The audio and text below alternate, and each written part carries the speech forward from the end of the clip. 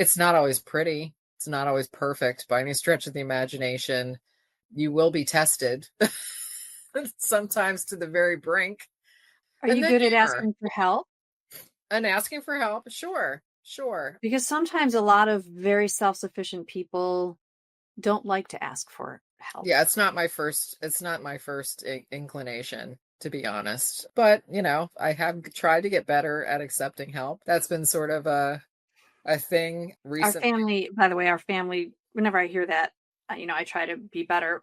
My daughter was in first grade and she was a little terror in first grade and she was hitting the adults in the cafeteria one day. And so I made her write an apology note to the dad she was hitting that day. And she wrote, "Dear Mr. Lynch, sorry about my behavior. I wish I could be better." And I made her write a new note. So yes, we try. We wish we could be better. Yeah. So, I mean, I think it's all that, but I also think humor. I think at some point you just have to throw your hands up and just be like, this is insane. This is just, this is lunacy. So, so Yeah. stop. Yeah. I am good at calling friends and saying, "Who wants to have a glass of wine?" I mean, There you that's go. Hey, that working works for me. sometimes too. Anyone who knows you has received a greeting card from you at some Mhm, point, I'm sure. How did mhm. that come about? How did you become a greeting card guru? That was my mom.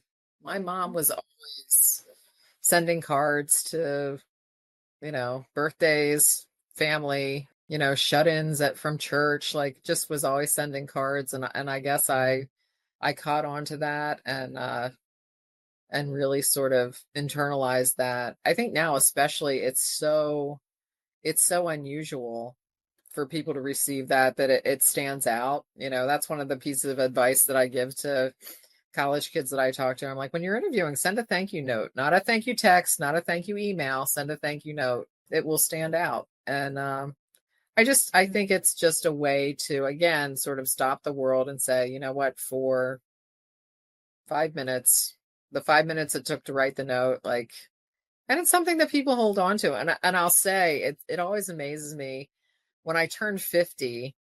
I didn't want to have a party or anything. I said to people, I sent out a thing and I said, just send me a card and tell me and like share a memory or how we met or just something, which sort of then it was bizarre because I got over 400 cards and it sort of was a preview to my funeral because Oh, I'd read like 10 of them and I'd be in tears because I'd be like, oh my God. But the thing that I'll say more and more is that there would be people that would say, I'll never forget when you gave me this piece of advice, or I'll never forget when I got a card from you when my mom passed away or whatever. How many of those circumstances, if I'm honest, I'm like, I don't remember that. hmm. So the things that you do, you don't know how you're impacting someone else. And that is the lesson of all of that.